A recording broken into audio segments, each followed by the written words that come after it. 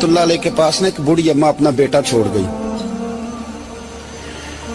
तो हजरत साहब ने को 2, 4, 5 महीने रखा। तो बाद में उसकी अम्मा को बुला के कहा कि भाई तू बेवा है, बेटा तेरा यतीम है, मैं नहीं चाहता कि इसका वक्त जाया हो। ये पढ़ने वाला कोई नहीं, सारे नहीं भाई पढ़ने वाले होते। अब यहाँ वाला माँ बैठे हैं, मैं बेअदब भी ना हो जाऊं। कुछ पूरे 8 साल लगा के भी आ जाते हैं, सनद भी उनके पास होती है, नाराज ना हो जाना, ये तो सब अच्छे लोग हैं। सनद होती है पर पता कोई नहीं होता। ये आला हजरत ने लिखी है बात, सनद होती है, पूरी डिग्री होती है, उस पर कई लोगों के साइन भी होते हैं। तो बहुत सारे तालिब इल्म ऐसे होते हैं जो मदारस में कहते हैं मैं फाजल फलाह हूं, लेकिन कोई शय पास।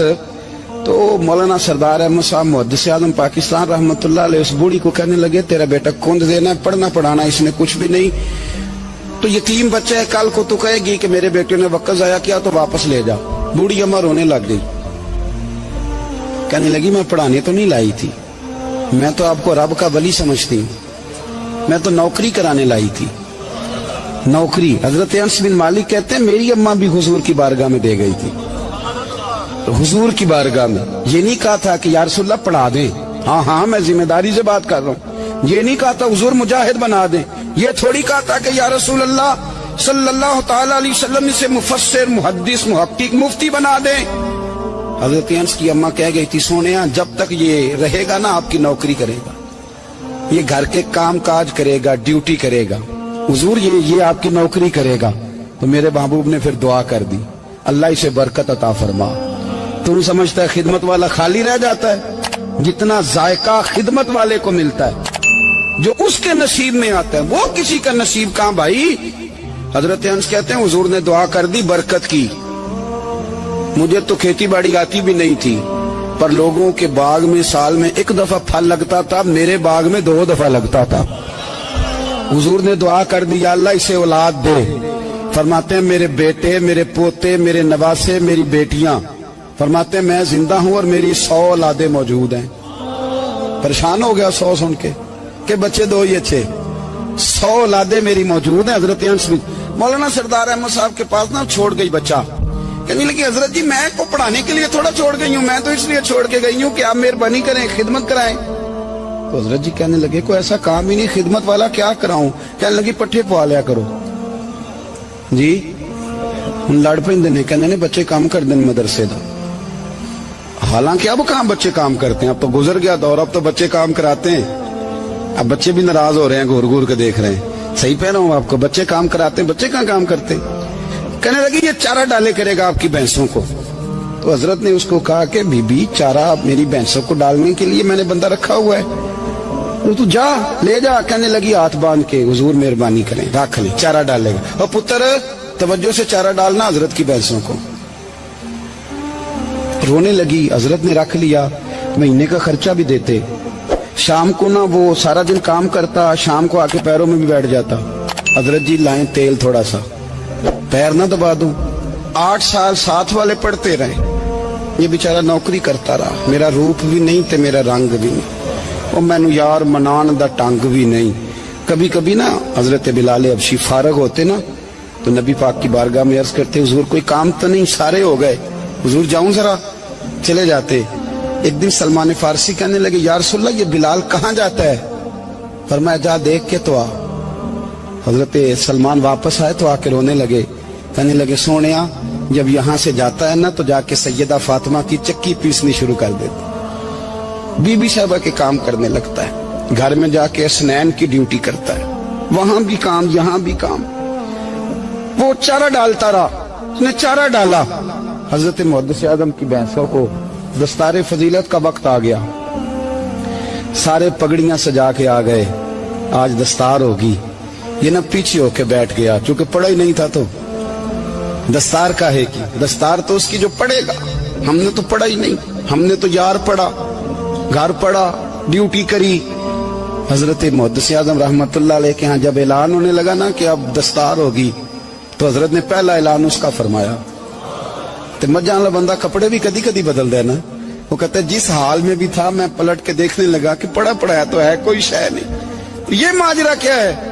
पीछे से उठ के आए, تو کہتے ہیں باقیوں کی دستار کسی عالم نے کی, کسی صوفی نے کی, لیکن یہ بھینسوں کو چارہ ڈالنے والا جب آیا تو محدث اعظم نے فرمایا پگڑی کے بال کو کوئی ہاتھ نہ لگائے, یہ ساری دستار میں نے کرنی ہے.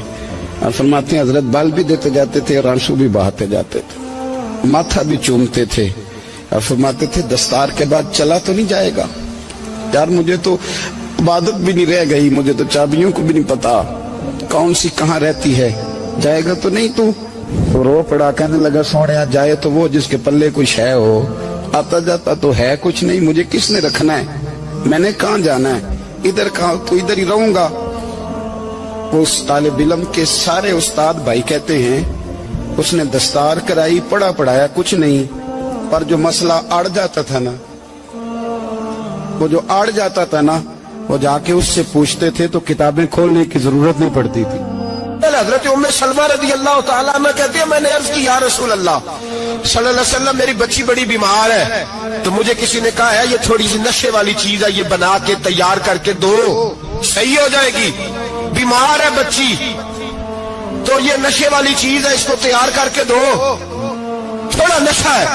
اگرچہ بعض, میں نے شروع میں کہا, بعض لوگ مریض کو, سخت مریض کو ایسی ادویات جو مجبوری بن جائے اس کی گنجائش اور اجازت دیتے ہیں. محتاط علماء تو اس میں بھی بہت ساری چیزیں پہلے بیان کرتے, لیکن اس نے کہا جی میرا نشہ دینا ہے شفا کے لیے. حضرت ام سلمہ کہتی ہے میرے نبی پاک نے میری طرف دیکھا, میری طرف, تو میں نے کہا یا رسول اللہ آپ کیا فرمانا چاہ رہے ہیں؟ تو نبی پاک نے فرمایا ام سلمہ کبھی ناپاک چیز میں بھی شفا ہوئی ہے, کبھی ناپاک چیز میں بھی, کبھی شراب اور خمر میں بھی شفا ہو سکتی ہے. شفا رب کریم نے رکھی ہے پر شہد کے اندر رکھی ہوئی ہے, شفا اللہ نے رکھی ہے قرآن مجید میں رکھی ہوئی ہے. تو اس میں بھی کبھی یہ حضور نے بیان کیا ہے کہ اس کے اندر شفا ہو سکتی, تو امت کتنی دلیری کرتی ہے جو یہ مشورے دیتی ہے کہ اس کے اندر نشہ ہے, شراب ہے, تو کھانسی چلی جائے گی تو فلانی بیماری چلی جائے گی. نہ آؤ ان چیزوں پہ, نہ اپنے ایمان کو خرابی دو, اور نہ ایسی باتیں کرو جس سے کہ درجت رسول اللہ صلی اللہ علیہ وسلم کے واضح ارشادات کی مخالفت ہو. میرے نبی پاک صلی اللہ علیہ وسلم نے فرمایا, اور پھر کچھ لوگ کہتے ہیں تھوڑی پی ہے جی. اب تو میں تجزیے میں پڑھ رہا تھا کہ ایسی شراب ایجاد ہو گئی ہے, لوگ شراب پیتے ہیں اور وہ مست بھی رہتے ہیں, کار بھی چلاتے رہتے ہیں, کہتے ہیں جی نہیں ہمارا ذہن معاف نہیں ہوا تو یہ والی صحیح ہے, نشہ نہیں لاتی. میرے نبی پاک صلی اللہ علیہ وسلم نے فرمایا جس چیز کی تھوڑی مقدار, زیادہ مقدار حرام ہے اس چیز کی تھوڑی مقدار بھی حرام ہے, جس کی زیادہ مقدار حرام ہے اس کی تھوڑی بھی. تو خمر اور شراب اگر فل پینا جائز نہیں تو تھوڑی پینا بھی جائز, یہ حرام ہے اور حرام تھی اور قیامت تک حرام ہی رہے گی. میرے نبی پاک صلی اللہ علیہ وسلم نے منع کیا اور حضور نے اظہار ناپسندیدگی فرمایا, فرمایا 40 دن تو عبادت ہی قبول نہیں ہوتی شراب پینے والوں جب تک سچی توبہ نہ کرے. یہ لفظ جب ادا کرتا ہوں تو شرم سے میری زبان لڑکھڑاتی ہے کہ یار درباروں پہ بھی نشہ بکتا ہے. میں یہ بات کر رہا ہوں صوفیاء کا ترجمان, درباروں پہ, مزاروں پہ, اور سجادہ نشینوں تمہیں زمین نگل جائے, آسمان تمہیں لے اڑے, تم پر قہر نازل ہو, تم نے باپ دفن کر کے تو وہاں نشے کا اڈا بنا لیا, ماؤں سے بیٹے چھیننے لگے ہو, عورتوں کے سروں سے کپڑے چھیننے لگے ہو, سہاگ مارنے لگے ہو, بیٹیاں اور بیٹے یتیم کرنے لگے ہو, نشہ بیچتے ہو درباروں اور مزاروں پہ. یہ تماشا لگ گیا. کیسے کروں یہ بات, پر کرنی پڑ رہی ہے, مجبوری ہے, یہ مضمون مکمل نہیں ہو سکتا. بند کر دیں وہ دربار, ہمیں نہیں چاہیے جن درباروں پہ نشہ بکتا ہے. میں ذمہ داری سے کہہ رہا ہوں, بات ریکارڈ ہو رہی ہے. جوتے کی نوک پہ وہ سجادہ نشین جو امت کو ڈرگز دیتا ہے, وہ سجادہ نشین کا ڈیرا نہیں, وہ گند کا اڈا ہے. وہاں سے فیض نہیں مل رہا, امت کی تباہی ہو رہی ہے. بتا دو, پھیلا دو, اس کو اعتراض کرنا کرو. میرے رسول پاک سید عالم صلی اللہ تعالی علیہ وسلم کا دین ضروری ہے, کسی پیر کی سجادگی ضروری, بولیے سجادگی ضروری. بڑی ذمہ داری سے کہہ رہا ہوں اور نمائندگی کر رہا ہوں اپنی جماعت کی. نہ ہمارے بزرگوں نے کل اس کی حمایت کی تھی، نہ آج کرتے ہیں، نہ قیامت تک کریں گے۔ بند کر دیں وہ دربار اور مزار۔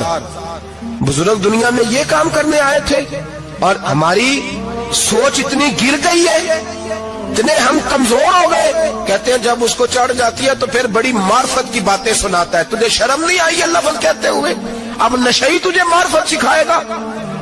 اب تو شرابی سے، بھنگی چرسی سے دین سیکھے گا؟ کہتے ہیں اس نے پی ہوئی تھی، چڑھی ہوئی تھی، میں بات کر دی تو میرا کام بن گیا۔ اتنی گندی اور میلی سوچ صاحب ایمان کی ہوتی ہے، تو اب نشیوں سے جا کر دعائیں کرائے گا؟ سن، میرے نبی پاک صلی اللہ علیہ وسلم نے فرمایا جو شراب پی لے، نشہ کر لے، اس کی تو 40 دن تک عبادت رب قبول نہیں فرماتا۔ تو کہتا چڑھی ہوئی تھی تو اس نے دعا کر دی، تجھے شرم ہی نہیں آئی بات کرتے؟ حیا ہی نہیں کیا تو نے جملہ بولتے؟ یہ کوئی تصوف اور طریقت ہے؟ جاؤ اٹھا کے لے جاؤ۔ ایسی کوئی تصوف اور طریقت ہمیں نہیں چاہیے، ہمیں وہ والی طریقت چاہیے جس میں خدا کے قرآن کی بات ہوتی ہے اور محمد مصطفیٰ کے فرمان کی بات ہوتی ہے۔